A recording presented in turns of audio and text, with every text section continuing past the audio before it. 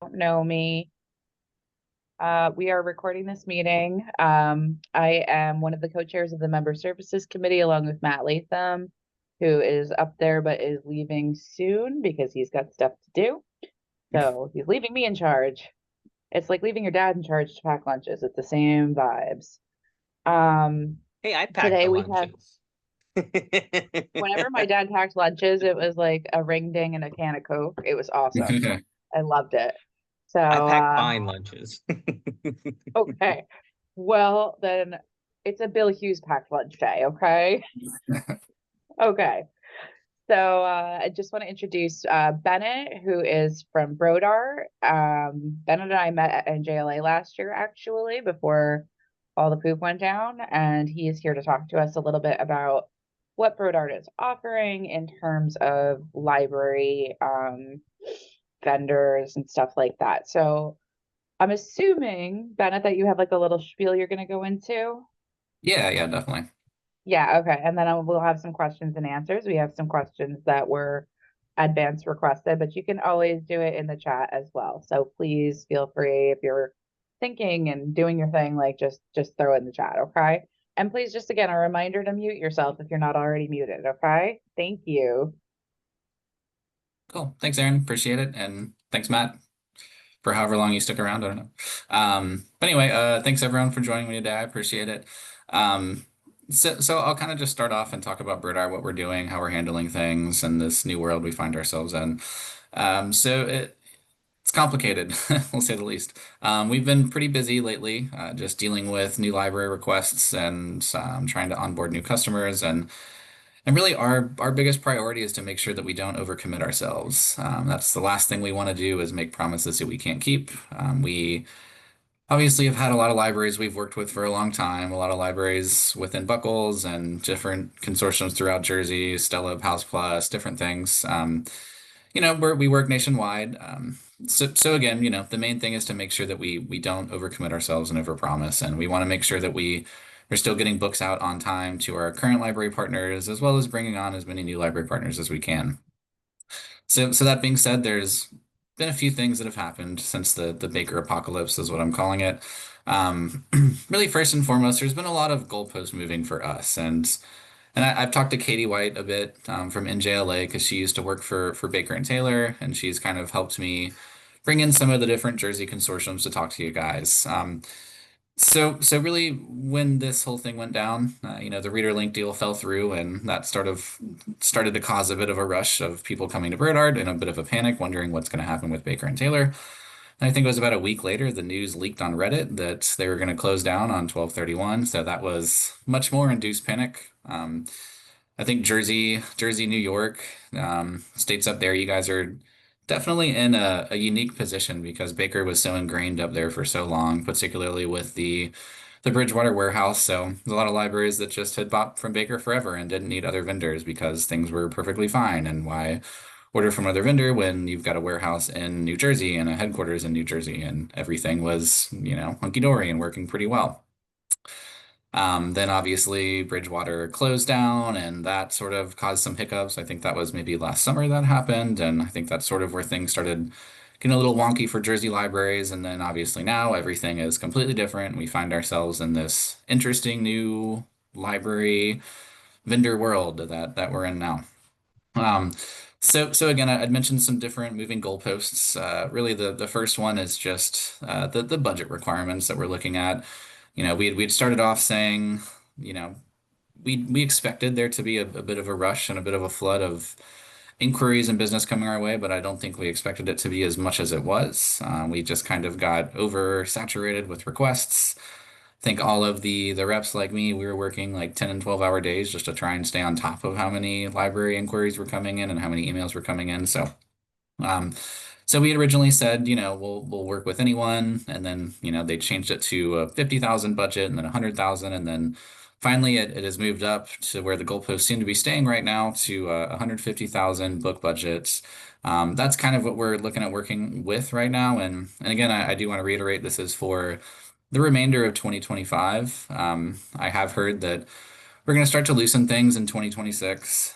Again, don't know when exactly. I'm hearing quarter one. So those of you They might not be at that book budget commitment. That's okay. I, would still like to open up conversations for some time in quarter 1. That being said, just talking about realistic timeframes anyway, we have a lot of setups in house, and again for us, it was all about. I'll keep using that word overcommit, make sure that we didn't overcommit. I'll talk about production levels as well. So prior to the Baker and Taylor disaster, our warehouse, we were doing about, I don't know, my dog's picking up his bone. It's going to get so loud. Hang on, I'm sorry, guys. Luca, you got to leave that, buddy. This is like the time of day where he goes after his bone and just starts chomping behind me. Um, so anyway, back to production levels. So prior to the Baker and Taylor shutdown, we were doing about 12,000, maybe 13,000 books a day in terms of production, and our production capacity was up around 16 to 17,000 per day. So really, we were running about, 5,000 short of what our production goals were.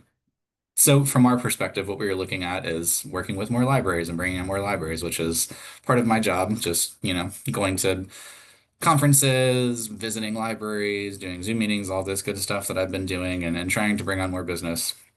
Obviously, that changed pretty much overnight with Baker and Taylor. It went from me trying to find stuff to me having to turn libraries away, which is something Brodart's never done before. Um, so again, we were capacity doing, excuse me, we were producing about 12 or 13. Capacity was, 17,000 roughly. Our goal next year is to get our capacity up to 24,000 books a day. So, we're looking at doubling what we were at. And part of the reason why we were able to do that is we brought in a new production manager last year, kind of at the start of the year, and we were doing our capacity was 12,000 before he came in, and then he bumped it up to about 17,000 now. And again, we'll get up to 24,000 next year. Lots of different things we're doing in order to do that. We've started second shift in our warehouse, and that's increased our production capabilities, and that shift continues to grow. So as more and more people get on that shift, and as that shift continues to learn more and more, our production capabilities are going to go up more. It really kind of started off with them. They were doing the really basic stuff, as in like putting Mylar jackets on books or maybe boxing books up to ship. And then as they've learned more, they're starting to do the full assortment of everything in terms of all the processing needs and cataloging needs that libraries need. So they're getting better and better, and that's also increasing our production status. And we're also doing a major hiring push right now for our warehouse staff, as you guys can imagine. So we're basically trying to bring on as many people as possible. I think we're probably going to start using a temp agency at some point soon. We've used temp agencies in the past, and what I mean by that is they'll just bring in temporary workers from out of town, usually put them up in hotels just to come and work at Brodart in our production facility for as long as we need them. So we'd finally stopped using temp agencies this year because we were doing a much better job with retention. We'd given $5 an hour raises to everyone in our production environment, so that really helped. But yeah, now it's looking like we'll probably bring in some temps. We've started mandatory overtime for our production staff, so they're all working 6 days a week now to try and stay on top of everything that's going on. So I know that's tough. But it's good overtime for everyone, so it's good money. So the production team actually kind of likes it with the mandatory overtime because they do make a lot more money. We usually do, I guess it's not 6 days. I think it's 5 days a week because we do 4 10-hour shifts, so they're just adding in a fifth day, so they still get their weekend. So not so terrible. So that's kind of where we're at, and handling the new bakery inquiries. So I've been kind of using the line I think we all have of just strategically bringing on new libraries. And again, part of the reason why we set this 150,000 minimum is, I mean, you guys being in Jersey and just knowing how many libraries are in Jersey and, New York as well. There's a ton of small libraries, and we have 5 people that work on setups in our office, and that number has been fine forever, as we're bringing in libraries slowly and onboarding people allowed us to do that, in 2 to 4 weeks to get new libraries onboarded. But, Baker closed down and they worked with over 6,000 libraries, which is a huge amount. And, we at Brodart, we just have one warehouse facility and it's in Pennsylvania. We just have one setup team and we've got our couple of shifts in the production warehouse. So for us, we're just not able to bring on every library that Baker and Taylor worked with. It's just we don't have the setup team capabilities and we don't have the production capacity. So that's really where those initial guardrails have come from. We're asking libraries for, budget spends and commitments, in other words. So, and the reason why we're doing that is because we're creating production schedules. So, for example, I'm trying to think of a good one. So if a library comes to us and, says like, well, we'd like to spend $150,000 with Brodart in 2026. If they end up going over that amount, if they're like, well, actually, we're going to spend 250,000 with you guys, we're pretty much saying no because, we've created production schedules and it's like, hey, we've got you budgeted for 150,000 and we're making sure, again, this is about capacity for us. We're trying to make sure we don't go over capacity. And if those libraries are ordering way more than they said they would, then that creates a problem for us because there is more coming into production than we've anticipated. So again, that's why we're coming up with these budgets, why we're coming up with, asking libraries to give us estimated spend for a 2026 calendar year. So that's kind of everything that's going on with us. We're trying to figure out how to manage everything. um, it's difficult. So, we're doing a good job. Things finally seem to be leveling out a bit. I think October was a pretty crazy month for all of us at Brodart. We were dealing with, just lots of inquiries and lots of things coming in. So, that's kind of the opening spiel here. And I do have the list of questions here as well that I'd like to kind of tackle. I'll just take a pause and see if there's any questions for me, just kind of anything that I just opened with, anything I can clarify. Yeah, so I'm going to probably be asking you these questions, obviously. And if anybody has any other questions, please feel free to throw it in the chat. I will try and get to them. So the first question, and this is the one we ask everybody, is do you guys have Mylar jackets and cataloging and processing services? Yep, so we do. So, Brodart, we consider ourselves a library services company. So, we actually are not taking on libraries that are getting books only right now. So, we're kind of requiring libraries to get some sort of processing, ideally some cataloging as well. That's kind of our ideal partner would be doing some cataloging and processing with us, but processing at the very least. So, that means whatever you guys need. It could be Mylar jackets, it could be Mylar and barcodes and spine labels and property stamps, genre stickers, RFIDs, whatever you guys need. I'll touch on the cataloging as well. So we offer what we call Brodart resource records, which are if anyone was using BTCat resource records before, or OCLC or Sky River, I mean, there's a bunch of, handful of companies that do the same thing. So we offer what we call the Brodart resource records. They're quite robust records. We can put your OCLC holdings tag in the 949 section, so can do a lot of customization with those.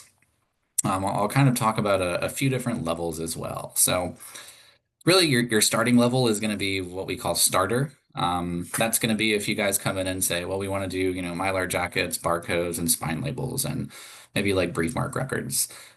Depending upon how much customization you get into, on your spine labels, if you're doing some custom cuttering, different things, really kind of depends. But starter is going to be that base level where we offer some customization within those mark records and within those spine labels. Again, like volume numbers on graphic novels is a good example. We can do some kind of basic stuff like that.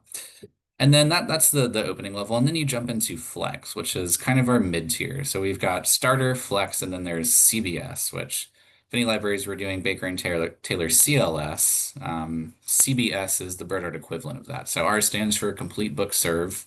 I can't remember what CLS standard for. Wow, stood for. It's been a long day already. So anyway, so CBS for us, that's kind of like the white glove service. I will say I've been trying to shy libraries away from CBS right now because we're looking at, easily 6 month setup times for CBS. So keep that in mind. But that is everything is book in hand cataloged. You have a dedicated cataloger based for your library and they learn your specs and they do everything. Again, every single record is done book in hand. We can separate adverse new records, all of that. Then there's Flex, which is our middle tier, which is really what I'm trying to push libraries into. That comes with a lot more customization for your records and your spine labels. Again, some good examples for customization for spine labels might be I think there's a good example I heard of a library down in New Orleans area. They have a special collection. It's called their Bayou collection. So they have this like custom cuttering and lettering on their spine label that doesn't necessarily match up with their ILS system, but we're able to do this through Flex, and we're able to create sort of what we call like fake holding tags in order to input it into your ILS system, and that allows us to put on those special collection areas. So really kind of a case by case basis on that. But Flex is going to be a lot cheaper than what CBS is, and it's going to be a lot faster. So what we do with Flex is we start with a book in hand cataloging record. Everything is has an original book in hand record created. So everything that comes from Flex, again, it's not completely book in hand like CBS is, but we start with a custom record, and then we create a computer program that will write your record for you from there. So again, we go in, figure out the specs that we have. There's probably some things that if you were using CBS before that we might not be able to do with Flex. So it could be just making some workflow changes. But again, that's where I'm really pushing people in is to do the Flex because you're not doing a book in hand record for every single thing. You're starting with it, and then the computer is creating those records. So they get pumped out a heck of a lot quicker than they do with everything being done book in hand. Okay, that was comprehensive, is what I'll Nice. say. All right. That's Sorry if it was too much. we may need just like maybe a printout or a handout of something that like I'm sure you guys have like a flyer or something that explains all those tiers just Yes. to Yeah. reflect back on. The Yeah. next question, I'll yeah, send if you you could a send me something and mhm. I'll send them Yeah, then you out, can forward yeah. it out. Just because that was I understood what you were saying, but then you stopped talking and I was like, did I understand what you were saying? Or like I am I just understand most of what I inputting? said, so Oh, see if I'll you understand it. I mean, all right, kind one of. of us does. That's good. Yeah, I'll send The you next a sample record, and I'll send you a breakdown of everything that I said. that, yes, thank you. That would be great. The next question, I'm going to combine numbers 2 and 5 actually. Do you have net 45 payment terms or net 60 terms? Because I know a lot of companies that work with libraries do, and are invoices able to be produced? Yes and yes. So Yay. no problem. Also, if you wanted to talk about number five with pre-published books, definitely. So we'll have books on. We try and put them on at the earliest 3 months pre-pub. Some, books you'll see 5, 6 months pre-pub, but in general, I would say you're seeing books 3 months pre-pub, particularly for adult fiction. Other genres might be 2 months pre-pub. I know a lot of YA books will see 2 months pre-pub, but in general, 3 months pre-pub is a good way to put it. Okay, awesome. How much is shipping? I guess we're going all backwards today. How much is the shipping? Okay. Let me share this with everyone, and I'll send this to you, Aaron. This is our state of New Jersey contract here. So what you'll see here, discounts, so 44% trade hardcover, all of this. I'll again send this to you, Aaron. You'll also have, so you'll see this book and cataloging processing options. Again, it depends. So I will say you'll see this automated cataloging and processing option that is your jacket, spine label, barcode, mark record. Um, it depends how custom we get with your spine labels and your records. So don't take that $1.42 set in stone. I've been trying to tell people that. That's kind of your starting level.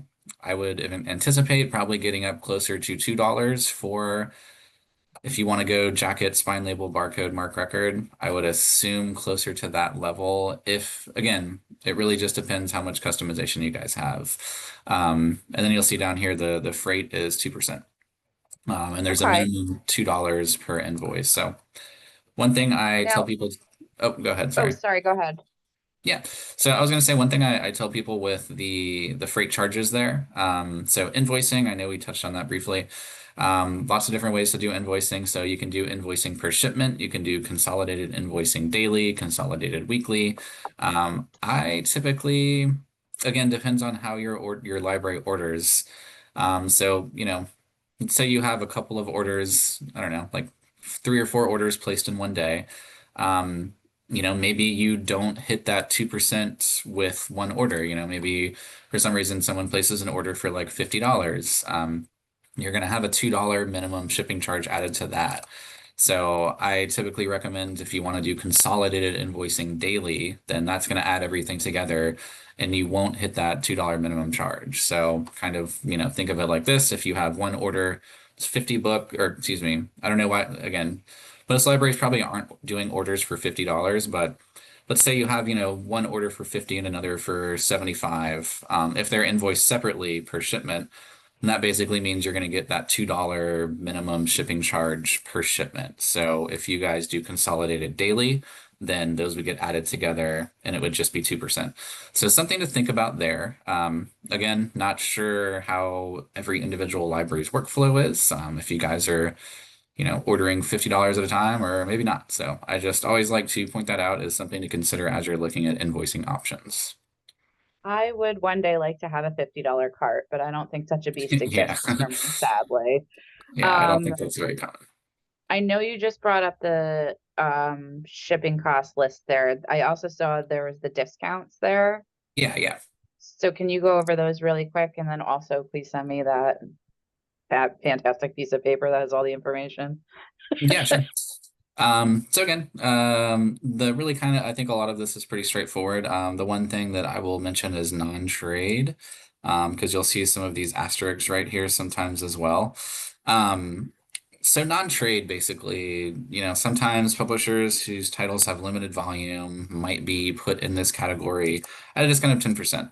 That's really the only thing that's confusing about this, and that means it'll is put or invoiced at publisher's list price plus a 395 service charge. So kind of what that means is a lot of times really, really small publishers, they might not be able to give us these discounts. They might not be able to say, oh, we can afford to give you 44% off. I mean, all your big publishers, your Penguins, Random Houses, HarperCollins, those guys are all going to give us the discounts that we want. But, I think we work with like 3,000 different publishers, might even be way more than that.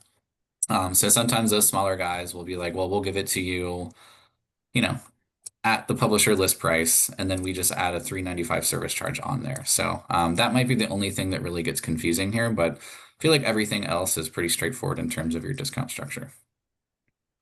All right, that is awesome. Thank you.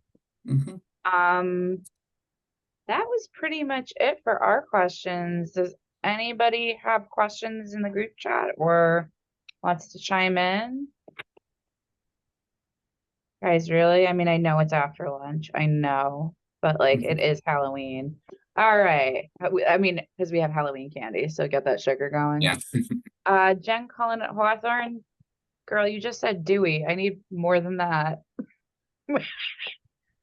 The group chat just says Dewey. My guess is she's asking whether you guys assign Dewey numbers, and I'm assuming if you have records, you do. Yep, exactly. Yeah. So I was gonna say I could pretty much answer that. Yeah, just however you guys want that. So I'll share something once again quickly. This is gonna be what the Brodart profile looks like. As you getting in here, as you get in here to cataloging, you can select, cataloging type. So we can do Dewey, cataloging type for no fiction. We can do Dewey or Library of Congress. So lots of customization in terms of that. Okay, gotcha. Yeah, and Jen had clarified, be able to see the Dewey number as she's ordering nonfiction. So that makes a little more sense. Thanks, girly. Um, Mimi asks, do you have a good collection?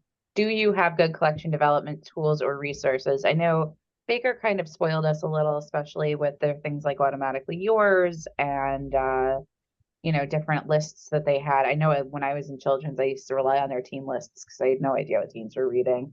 So do you have any of those collection development tools available through Brodart? We do, yeah. So we have got a program that we call Fast Tips, which is the same thing as Automatically Yours. It stands for Frequent Authors and Series.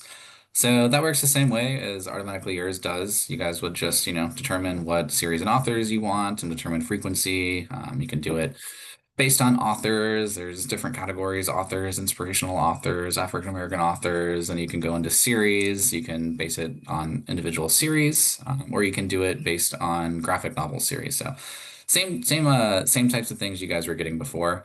Um, as with everything right now, I will add the caveat, all of this has to be approved at the moment. So if, a library does want to sign up with us, I'll get to this at the end, but same deal with any accounts that get signed up. I have to go through an approval process and say these are the, standing order list they want. Can we get this set up? So just as an FYI for everyone. Um, Okie talking dokie. about talking about other lists, so I will say that there are some collection development lists that we just offer. And these ones are Silver Tips, which TIPS is a terrible acronym. It stands for Title Information Preview Services. I didn't make it up. But these We are the have lists. we have a lot of those in library land where we're like, I who know we came up love with acronyms. this? But these are the lists that we just offer for free. So these ones anyone can sign up for. So Aaron, like you were saying, a lot of these, like top children's hardcovers or top children's Mhm. paperback. Kid Safe graphic novels is a cool one. That's a book in hand reviewed by our collection development team. Make sure there's no like too mature content in there. I'll quickly talk about our collection development team. So we've got 15 collection development librarians on staff. We've got 11 full-timers, 4 part-timers. Our 11 full-timers are all MLS librarians. All 15 come from public library backgrounds. They're kind of stationed remotely all over the country. We've got, New York and Florida and Seattle and California, so all over the place. But they're the ones that are creating these lists on a month-to-month basis. They're the ones that would work with you on any standing order plans. But all of this stuff you see here, all of these silver tips, they're creating these, and you can see the release schedule for all of these. They're monthly. Different selectors can sign up for different lists. So, adult selectors can sign up for what they want. Children selectors can sign up for what they want to.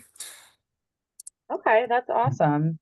Mhm. I love the fact that you guys employ MLIS librarians because so many people don't see the point of that when I'm like, "Ooh, we're library people." Oh, Mimi says thank you. She's so polite, Miss Mimi. I swear. Our You're president. welcome. Does anybody else have any questions for Bennett? No, gang? All right, Got a few Bennett, you got anything things. else you want to tell us? Yeah, definitely. So I'm just gonna kind of give you guys a really brief high-level overview of Bibs, which is our ordering platform. So this is, our TS360 equivalent whenever my screen shares. There we go. So again, not gonna go full demo mode here for you guys. As just an FYI, if anyone does move forward and set up an account, I'm the one that would give all of your selectors and your team a Bibs demo, or excuse me, a Bibs training to teach all of your selectors how to do this and how to use Bibs. But high level overview stuff here. So we'll see some tabs up top here. So my list, these are lists that you're creating under your own username. Recommended lists, these are the ones that our collection development team creates for you guys. So you'll see these recommended lists up top here. These are just the newest ones that have been put out. We put out lists almost every single day. So if you guys log in here, you can always pop in and just see like, oh, what's the new stuff that's come out? Ooh, fabulous fiction, cool. So yeah, different lists. Again, you'll see the newest ones popping out over here. And if you just hover over recommended lists, you'll just see how many resources we have in here for you guys. I mean, there's thousands and thousands of lists to choose from, really just different categories. Some of my favorites, we've got a youth services director who actually came over from Baker about 5 years ago. She runs our youth services division, and there's so many cool lists under children featured. You'll see these like Bound to Stay Bound, if you guys are familiar with them, Rebinding Company, lifetime guarantee on their bindings. Our world languages for children's is really getting fleshed out quite well. You'll see number of titles on these, so they're getting to be pretty large. It's not quite as fleshed out. Well, it is pretty fleshed out for adult. We've got 16,000 titles that are in world languages other than Spanish. So Spanish is its own category, but we do have 16,000 in languages other than Spanish and English. But nothing is quite as refined as it is here in world language, country, or region categories. But this is just a good example of some of the lists we have, and even some dyslexia friendlies. I think there was like a ghostly books for kids at one point that came out before August, but tons of really good stuff in here. This does just a good idea of showing you sort of what featured lists look like. Um, but what I'm going to do quickly is pop into a list that I usually use for demos. So I'm going to go into this collection builders, which these lists are really good too. If you guys are looking to, develop a particular part of your collection, you can come in here and just check out different categories. But I like using the suspense and thriller list. I like suspense and thriller books. So here, what you guys see here is that communicating with Z server. So what that did for me is wow, so Z3950 lookup into your ILS system. So I'm going to get green H's for anything that is already in your holdings interface. So see that one, I'm getting a green H for that one. I am looking at this list pre-pub, so kind of makes sense as to why I'm not seeing a ton. But as I scroll down, I'll see more and more green H's because I'm hooked into a library ILS system, so I'm able to see what they already have in their holdings. And that's something that we can do as well. It's not a service we charge for, so we can hook that up for any library that would like to do so. Um, I'm gonna switch my sort order here from pub date to demand, just so I can see the most popular titles first. We've got four levels of demand, which I'll go down here to search filters. See moderate, average, high, and hot demand, and they represent the four different increments of demand, or 25% increments. So hot demand would be your most popular, 25%. Moderate demand, bottom 25% in popularity. Makes sense. We're not getting a ton of moderate on here. This is a collection builder list. A lot of these are, very popular books, even if there's some older titles. Um, so creating filters, very easy too. I can just add all these different filters together. You can create like search strings up top here. Let me add in starred reviews. Cool. Maybe I'll even add in stock. Let me talk about these availability filters quickly. So, not yet published, what that means. In stock is a live look into our database. So you'll see these stock levels over here. That means we have those titles in stock. If you order it, then it will be reserved for your library. On order is on order from publishers. So we're, waiting. Let's see if I can find, here's a good one. This is a 1028. So it's like we're still waiting on our 671 copies from Minotaur Books. And then down here, you'll also see pub inv, which is publisher inventory. That just means the publisher has told us they have another 25 books they can send us. Again, depends on the size of the publisher. So, Penguin Random House and those guys will usually be like 3,000 pub inv or whatever it might be. Last one you guys might see would be available. That doesn't mean that we have it in stock. What available means is the publisher has told us they have it. They just haven't told us how many they have. So that happens a lot of times with smaller publishers, but a lot of them will give us the numbers or rough estimates, 25 or 150. But I always like to clarify available, just as an FYI. Just means that we can order it from publishers. Let me just highlight something quickly about Brodart ordering. So something that makes us unique is we order books every single day from publishers. And, what I mean by that is if let's say you guys order something that's a replacement copy of something that's really old, maybe it was published in, 2000s or 2010s, whatever it may be, even the 90s. If you order just one copy of that book and we don't have it in stock, we're going to place an order for one copy at the end of the day from whatever publisher it is. So that kind of makes us unique. We don't have minimum order counts from publishers. So again, we'll order just one copy, and other vendors, I know Baker in particular, they would wait until there was like 10 copies of a book ordered because they'll save on shipping costs. So, it costs the same to ship 10 as it does one. So we don't do that. We'll order just one copy if we need to. A lot of times, what you guys would see is maybe books hit your back order cancellation period if you're waiting on something that's old like that. So, can always feel confident ordering something that's not in stock. We will cut a purchase order at the end of the day. One thing I'm going to do here, I'm just going to click into one of these titles just to show you guys some other differences. This is our title detail view. You're going to have print runs and list prices plus discounted prices, stock levels, all that stuff. Down below is going to be your LCs, your buy sacks, and then below that is going to be any annotations and starred reviews. This is something that is different about Brodart and Title Source, if that's what you guys are used to. All this just comes standard with bibs, so there's no extra charge to have access to reviews. As a side note, there is no annual fee to use bibs either, so your account is free to set up and maintain. You get all of your reviews in bibs as well. And you can also have as many usernames as you want, so you don't have to share users at all. Everyone can have their own login. You can also collaborate and build lists together, which is very effective. Really kind of last thing, I don't want to, again, try not to go too in depth here with you guys, but I will go into my list and you can see all just the different demo lists that I've created recently. Sharing lists with other selectors is very simple to do, or maybe you have a collection development person. Oh, I see a couple questions. Sorry, I'll look at those in just a sec. One of Um, them you actually almost already touched on, which was separate ordering logins for each department or staff cool. members. Is that managed by an administrative account? Yep, yeah, it is. So there'd just be one, or however many admin accounts you want, and you guys can create as many users as you want. We'll see here, I have a ton of users. So you can see all of these different me users. So you guys can have as many as you want. Cool. I did see the 150 spend, so that is including processing charges. Okay, so like let's say you had $120,000 in your budget and 30,000 for processing that whole 150 counts towards it. Yes, it does. Yep. Okay, awesome. So yep. So sharing lists. So maybe you just have one acquisitions person in your library that, is only one person who can place orders. Whether or not that is through Bibs or if you guys did it through Title Source or if you place orders EDI, we can handle either, however you guys want to set that up. But sharing lists is very easy. You just see this blue hyperlink, not shared. Click on that, brings up all of your users, and you just find that person you want to share with and just apply that change. And then my list should show up now is shared, and those lists will show up to whatever users down here under list shared to me. So, maybe you finish your order and you type in something like this, like, Sulfig demo, and then just, put in ready to order or something like that. However you guys want to manage your workflow. Okay, I'll awesome. share that list with myself. Um, Hey, I'm yeah, just I'm just popping in real quick. Does anybody have any questions for Bennett?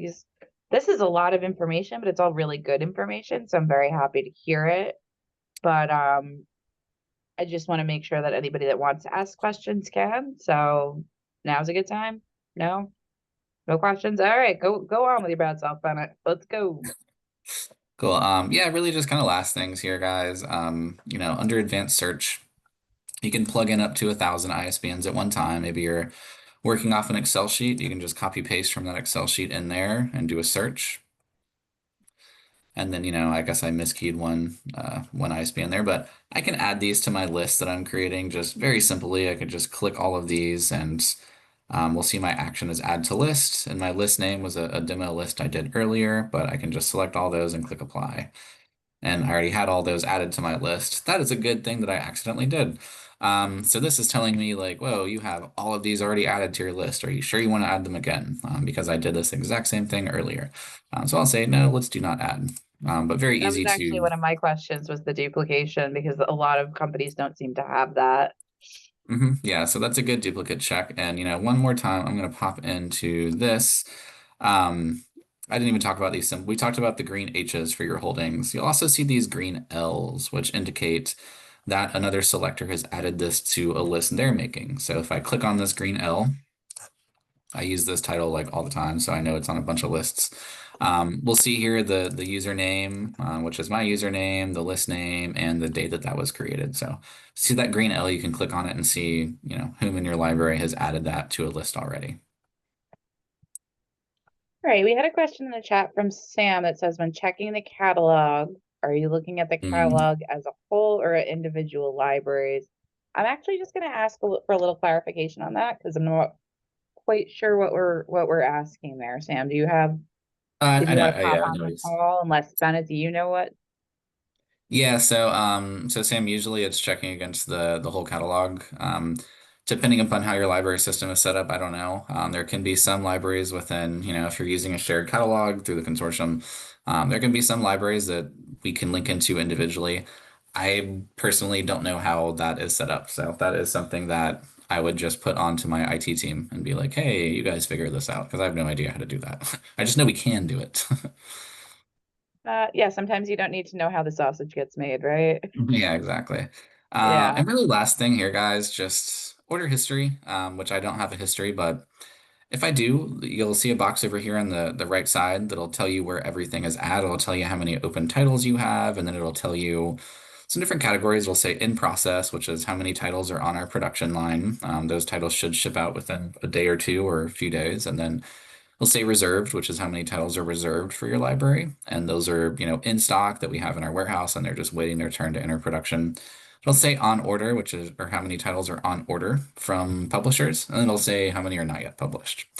And then down below that, you'll see each order individually, and it will also tell you how many items have shipped from that individual order. So order history does a really good job of just keeping you up to date exactly where everything is at.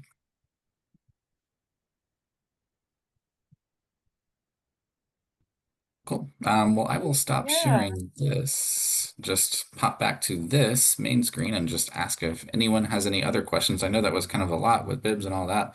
I didn't want to go super granular, but again, if you guys do set up accounts, I would be the one that would do a bibs demo for you guys or a bibs training session for your selectors. So I would get a bit more granular at that point. Yeah, I'll be honest with you, it was kind of nice to see some of the other vendors I don't think quite understand the library echelon, much like Brodart does, because you guys have the institutional knowledge that these folks are lacking. Where like we're like, hey, what about cataloging records? And they're like, cataloging what? So Yeah, that it is actually nice to hear all of the like features that you guys have because it is very similar to what we're already used to. Yeah, Brodart, we only work with libraries. We just do public libraries for the most part and some academic libraries through book leasing. Which I know we didn't even talk book leasing, so I'll touch on that briefly for you guys. I know there might be some former Baker and Taylor lease plans. So McNaughton is pretty much the exact same structure as what you guys are used to.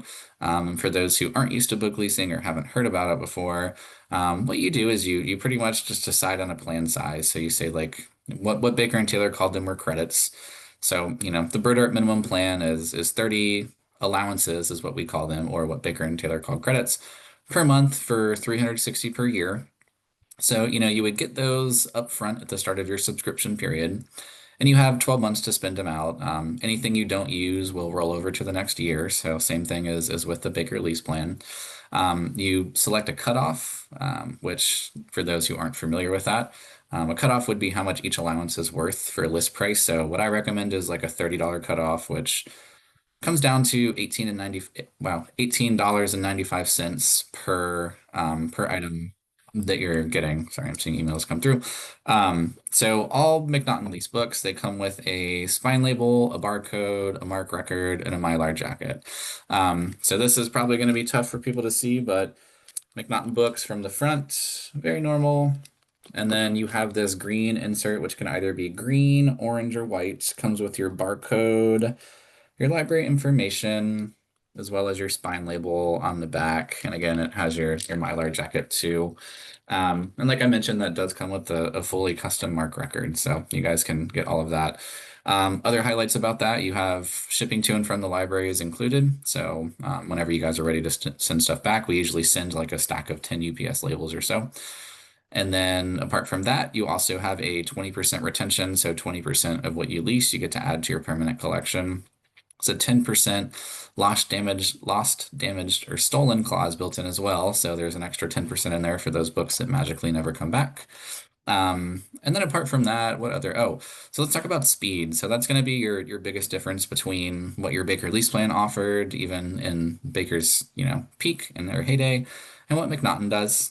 So we have a separate production line, a separate inventory, separate setup team, customer care team, production team for McNaughton. It exists in its own part of the warehouse as well. It actually exists in our shipping and receiving warehouse. So kind of what that means is we're able to pump books out a heck of a lot faster because they're not waiting in line with all of the other books that are being purchased. It has its own team, again, own production, own inventory. So when books get leased through McNaughton, those books that are in stock, they're 87% of books ship out 2 days after you place an order, and 100% of books are shipping out 3 days after you place an order. And that's for titles that we have in stock. We can look at McNaughton lists. You can order pre-pub, same deal. I usually recommend ordering pre-pub, but if you're ordering titles that are in stock, they're coming out very quickly. And then 96% of books are getting to libraries by street date. So, pretty close to guaranteed to getting your books by street date. McNaughton is a really good plan. The budget minimums do not exist for McNaughton. We just have a minimum plan size, which is, again, that 360 allowances per year, and that comes out to $6,822 per year. So, something to keep in mind. I've, told libraries they can also keep everything that they lease. So, if you guys, the library, if one of you out there says, well, I want to get an account. I want to be able to order bestsellers, and I don't want to wait until sometime in Q1. I'd like to go ahead and get this process started. McNaughton setups, we could get you guys set up by January 1 at this point. Um, and it's again different setup teams, so things are functioning differently for McNaughton. Kind of exists as its own entity within Brodart, I guess you could say. So yeah, that's something you guys can consider. And if you wanted to keep everything, if you say like, well, let's just do this for a year so that we can just kind of get over this crazy time we're in, you can certainly do that. So nice thing about McNaughton is as long as your account is active, we're not actually going to make you guys send anything back. So what I mean by that is there's no like, I leased this many books 1 month, I have to send this many back to lease on the next month. You guys can hang on to them for literally as long as you want, as long as your account is active. So the only time we would ever ask you to send books back is if you canceled your account, in which case we would say you have X amount of books that you need to send back. And at that point, you could say, I'd like to keep all of these books. And it's $1.50 per book to keep them on top of the, that 18.95 that you've leased them for. So kind of been trying to tell people, if you're scared of book leasing and you want to keep everything, then that's certainly something that you can do. You could, just keep 100% of things and just add that $1.50 on. Or, if you start a leasing account because you had Baker Lease before, or you like how McNaughton is working, you can just, keep it going for as long as you want and keep as many books in your inventory for as long as you want. Actually had a library once I visited in Virginia. They had a McNaughton account since the 1980s, and they had 12,000 McNaughton books in their inventory, and they had just been like boxing them up and bringing them to their admin office, and they never sent them back. And they were like, "How did you guys let us do this?" And it was like, "Well, that's one of the perks is you can keep books for as long as you want." So they started this was like 2.5 years ago I visited with them, but they started their weeding process, and I think they've sent back like 10,000 books. And we kind of like joke because we'll get books that were published in the 1980s back from them. That's how long that they've just had stuff sitting there. So it's a very high level overview of McNaughton, but there's certainly a lot of good benefits. And the biggest thing is just the speed and how quickly you get stuff. Well, that is awesome. And also, I love that they just boxed the books and threw them in an office I because know. haven't we all done that with certain things at certain points in our libraries? I Yeah, am we'll send sure. these back at some point. We'll just box them up for now. Yeah, from 1980 till now. I love that. Yeah. So good. So good. All right. I'm not sure if we have any other questions, but I do just, Bennett, I want to say thank you so much for coming and talking to us today. It Yeah, was sure. really, really, really helpful because, like I said, a lot of the folks that we've been talking to, not that they were bad news bearers, but they just didn't understand the library gestalt like you do. Your contact info is there in the chat. We're also going to provide that to you. We're going to provide the discount sheet, and there was something else that I wanted from you, and I don't remember what it was now. Yeah, just the Oh, sample it was the records. Yeah. tiered benefits. That's what it was. I had it written down and then I like just threw it out because what is my day today? Yeah, I Um, know. yeah, I can tell. All right, so thanks again. And if any of you have questions or you have anything that you need, just let me know or Matt, who is on the road right now, so don't let him know right now.